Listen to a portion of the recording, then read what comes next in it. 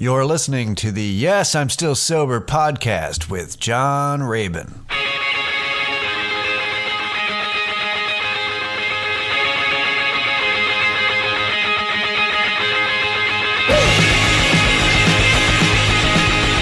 And here we are. It's the Yes, I'm Still Sober podcast, and I'm John Rabin. Hello, everybody. It's episode 50. Episode 50, wow.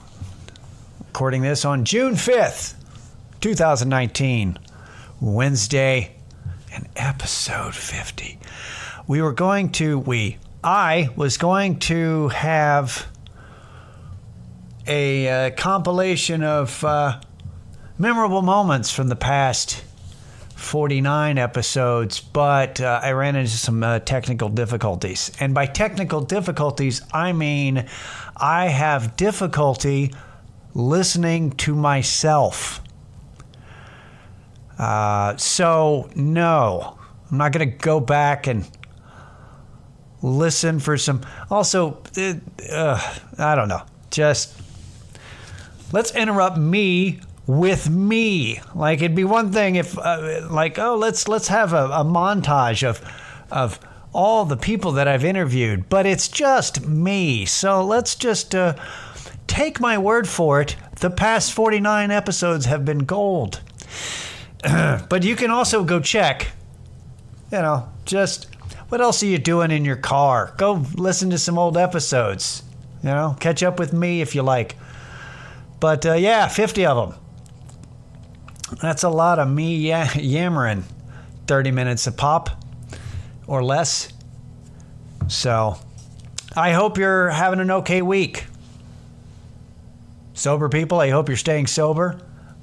Normal people, hope you're staying sane in these trying times. Wanted to share this real quick before I go to the main little thing. This kind of came up on when I was doing some news searches, just kind of, addiction news. What's going on? I was checking it out, and this came up, and this is from the from the website BuzzFeed News. I know they've, especially with all these other new sites that have popped up and everything, but I still remember BuzzFeed from when it started, and you're like, BuzzFeed, these fucks. So the idea of them having a news department still makes me laugh. They're probably a little bit more legit than I'd give them credit for, but still doesn't matter. So this is not really news, though. This is just kind of reporting on a thing.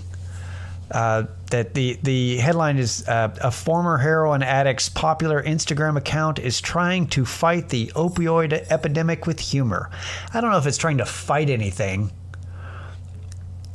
It's anyway, I think one thing recovery has taught me is to accept that I have an off-color sense of humor. Yeah, you do. And basically what it is that this guy, he's like, he has this comes in the, recovery memes, which is a niche genre of internet humor that an average reader may call offensive, insensitive, or kind of horrifying. However, for those who have been there, these black comedy memes hit home in a big way. And these meme accounts, like one called Dank Recovery Memes, that's the name of it, Dank Recovery Memes, with more than 47,000 followers, Jesus, offer a safe place to laugh and share about the darkness of addiction away from normies, I relate to that, who can't relate. The creator of the account, Timothy Cavanaugh, is a former heroin addict who has been clean and sober for 7 years. He now is a certified addiction counselor in Missouri and works as the regional director of an addiction treatment center. Holy shit. He told BuzzFeed News that while many people just don't get it, he believes the memes are cathartic for those who have been there. So he's got, and I've seen And it really is. I went to the site, and they're really dark, some dark shit. Like, and I'm not going to describe memes to you, but like one of them shows somebody gassing up their car, and they're covered in a blanket, like all over them. They're just huddled in there, and the meme is basically says, when you're sick as fuck but got to throw that $2.47 in the tank so you can make it to the spot, to buy drugs. And so it's basically, yeah, so there's just a bunch of those kind of memes. And I find it interesting, not because I think the memes are funny. Most of them are kind of shit. Like memes, they're kind of shitty. It's not very good, but they're dark. They're somewhat offensive, some of them, but some of them are funny.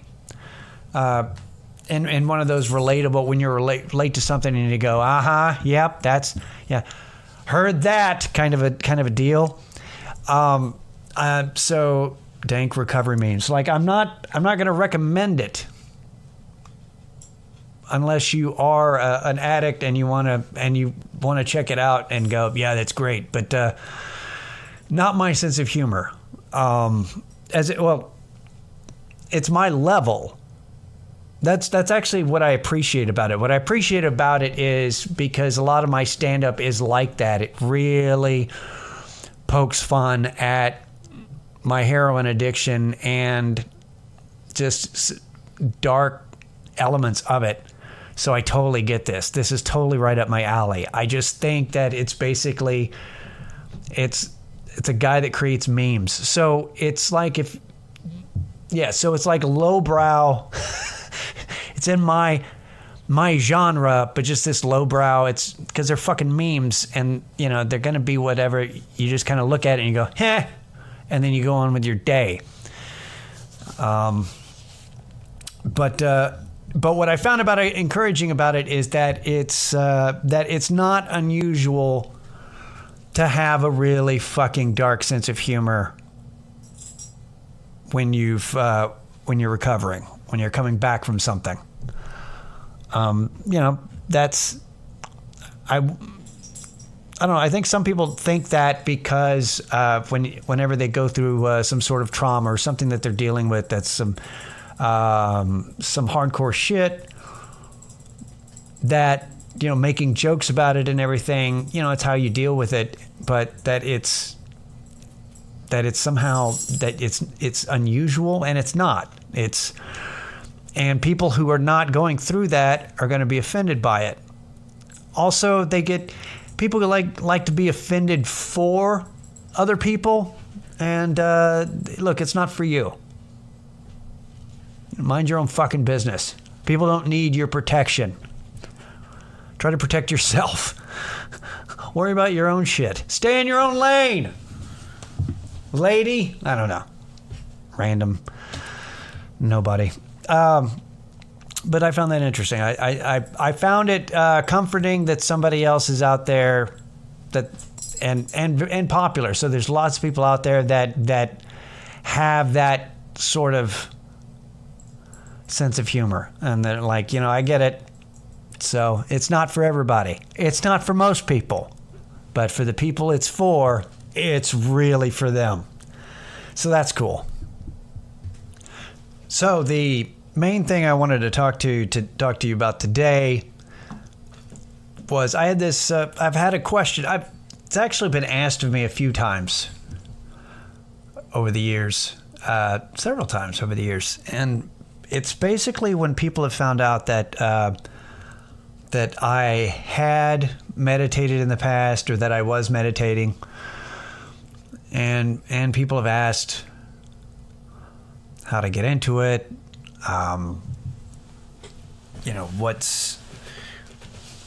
What benefits do I get from it? And or the big question really is, do you think that meditation is for me? And I wanted to, and I just kind of wanted to take some time today for this episode just to cover meditation and to answer the question, is meditation for you? And my answer to that is no. Well, thanks for joining me this week. It's been a shorter episode. All right, fine. All right, I'll go. Fine. I'll expand. Go into that more? All right, I can do that. So, no, I don't think it is. I don't think it's for you. That's presumptuous. But here's why my initial reaction is no. Because why do you want to meditate? That's really what you need to ask, is why. Like, honestly ask why. Because most people, myself included, when I did it, when I started doing it, I had two reasons. But one of those two reasons was because I thought it would make me cool. That's why I do anything. That's why. I have two motivators. Do I think it's cool, and am I bored? Like if I'm bored, I want to do something. That's how I do anything. That's how I became a drug addict in the first place and an alcoholic in the first place. I was bored. But that's the thing, is that I think people just it's just cool to be a meditation person. It's like, oh, I'm into Eastern philosophy and because it makes me cool. And it basically comes down to, it's when somebody, most people who want to do meditation, really what they want is they want to buy a yin yang t-shirt. That's what it all comes down to, is they want a yin yang t-shirt. They want, anytime you see anybody post a picture of them meditating somewhere out in nature on their Instagram, it's a fucking yin yang t-shirt. That's all it is. And the thing about, and that's fine, but you're not going to get anything out of it other than that picture. If that's really your motivation, and I'm not saying you're shitty because that's your motivation. That means, I'm just saying you're human. But if that's your sole motivation is like, nah, I think it'd be cool, just do yoga. Just at least yoga, you're going to get some physical benefits from it. And exercise. You can get a lot of great Instagram pics of you stretching and shit. And at least you'll benefit from the stretching. Because meditation doesn't benefit you anything physically, really. And there's going to be arguments against. I'm sure there's like, no, because you're breathing, blah, blah, blah. Fine, whatever. But what I'm saying is, it's not exercise, fuckers. That's what I'm saying. So, but I mean, that was a big motivator. That's why I thought about it. I thought about meditation because, movies or whatever. You're reading Zen philosophy, you're reading Buddhism, and you're like, yeah, I'm going to meditate, bitch. Like, that's what you think. You're going to be like, yeah, this guy right here.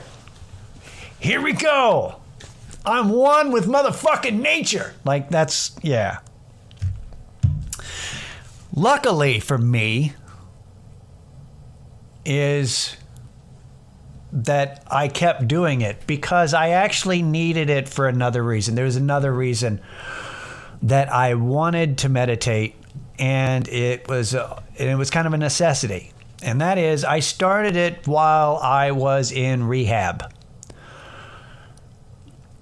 because I had lots of time on my hands and I was in rehab. And when you are no longer doing drugs or booze or anything, all of a sudden your brain comes back with a fucking vengeance. And all the thoughts and everything that you've been perfectly happy escaping, all the chatter and all the noise in your head just comes back with a vengeance, man. Just like nonstop. Everything, thinking about everything, just a mile a minute, your brain just comes back, and I needed something to combat it. So I would meditate every day while in rehab, and then actually going out after rehab into the sober house and stuff, and I kept doing it. And the thing about it is that if you continue to do it every day on a consistent basis, that you eventually get used to that pattern, and like your brain does, your thoughts do slow down and quiet down in your breathing and your meditation. Like it gets better and better to where it is it's definitely something that can help you if you're feeling overwhelmed and you need to take a breather and you're just like, I just need to sit down. So there is that, but I think a lot of people just, I think they want to use it to take a break and stuff, but I gotta tell you, you gotta think about, you should really do yoga. Like I really think that's for what a lot of people want. I think that's more compatible to you. I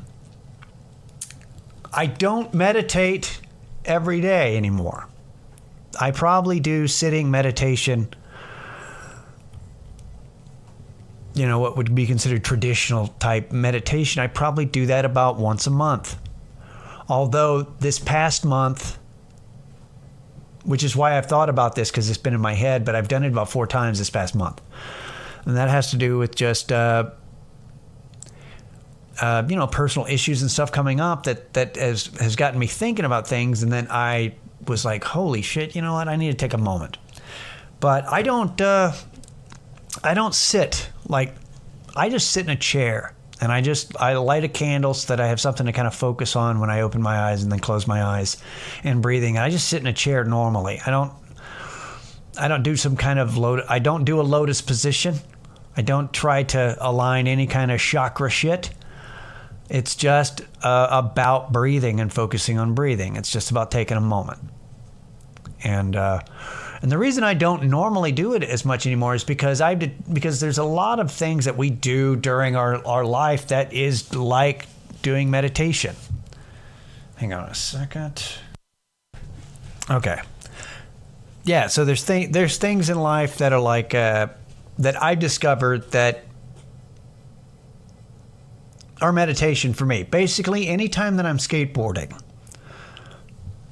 because I'm a cruiser. I do not do tricks. My trick is that I do not fall off the skateboard because I'm 45 and I don't have great health insurance. So that's my trick, is I don't hurt myself, but I cruise a lot. So when I'm cruising, like for travel, when I go places on my skateboard, that's very meditative for me.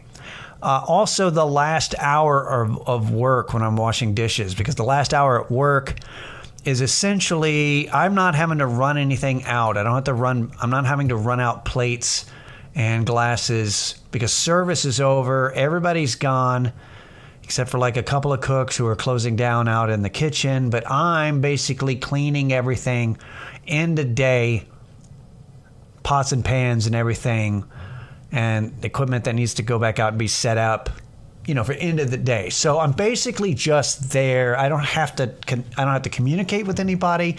I don't have to engage, and I don't have to deal, they're not customers running around or anything. It's just me and just boom, just basically cruise control, second nature, not paying attention to it, while my mind just is allowed to wander and daydream and just relax. And that, to me, is very much like meditation, is basically what it is. Because no matter how shitty of a day I'm having at work, if it's a good day, if it's a bad day, it doesn't matter. After that last hour where I'm not in a rush, I don't have to, I can go at whatever speed just to get it done. It's just, and then I'm done, and then I leave and I take nothing home with me. I don't take any baggage, any kind of work bullshit. But that last hour is an unwinding, and my mind is free. Like I've got no stress on me or anything when I'm leaving, and I'm like, I'm done for the day. And that, because of that, I don't need to sit down and take a moment. I don't need to breathe for 10 minutes because I basically do that for an hour, at least 4 days a week. And I think that's a really big reason why that fact, you know, what that is, I think that's a really big reason why I continue to do what is it's very much a manual labor job. Because how can I go back to a cubicle in office politics and middle management and micromanaging and all that and cubicle life after that? It's hard to even fathom that kind of life when I'm doing what I'm doing now. It's strange.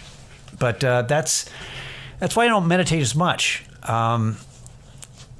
Sometimes I have like a Zen garden thing in a drawer. I have this nightstand that I converted into kind of a, it's got a Buddha statue on it with candles and everything. But the drawer of the nightstand you pull out, and it's basically a little Zen sand garden in there, and I kind of, dick around in the sand.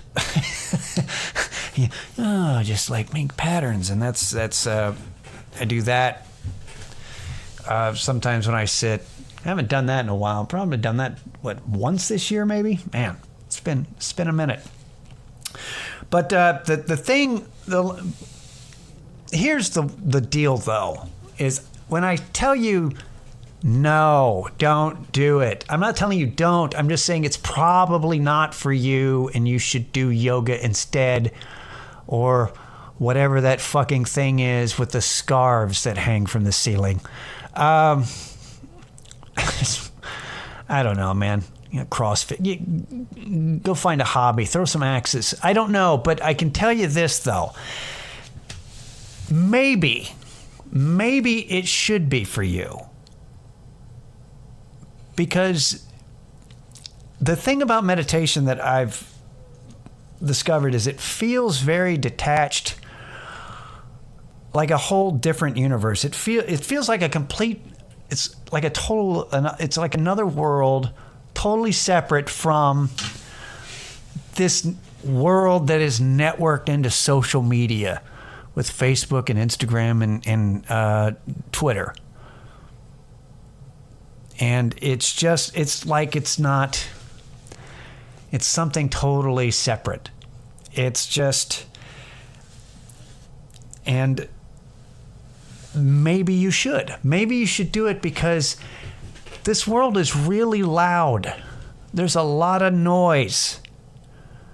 That's all that social media is noise. And it's people emptying all their thoughts out into different formats online with no filter, no second thought, no pause, just blah, like the whole time. And maybe it would be better if sometimes when people thought about posting some shit, or they had thoughts of the matter, I got to get it out. Maybe instead of them getting it out of their head, emptying it out onto the internet, maybe instead they take a step back and they sit down and they breathe for 10, 15 minutes. Maybe meditation would be good for them, because maybe we would have less bullshit, less useless comments, less useless opinions. Aren't most opinions useless? But less vocalized useless opinions. How about that? So maybe it should be for you. Maybe it would be a nice exercise in disconnecting, because you're spending 10 to 15 minutes not looking at your phone, and you're not doing anything. It really is doing nothing. But it's amazing how effective doing nothing can be. If you're breathing right, I guess. I don't know. But it could be. Maybe it could be for you in that regards. I don't know. So consider it? Question mark. I don't know. That's it. No, but maybe. That's my answer for meditation. Nah, but maybe. So, check. All right. By the way, this may sound different. I just cut in because I had just ended the podcast. And then I just thought of this. So I'm going to give you one more thought and then end it. So here's the deal. If you're going to try meditation, here's what I recommend doing. If you're going to try meditation, do it for a week or maybe 2 weeks, but try it a week. All right. You read up on it, look at the different, there is no shortage of information about meditation on the internet.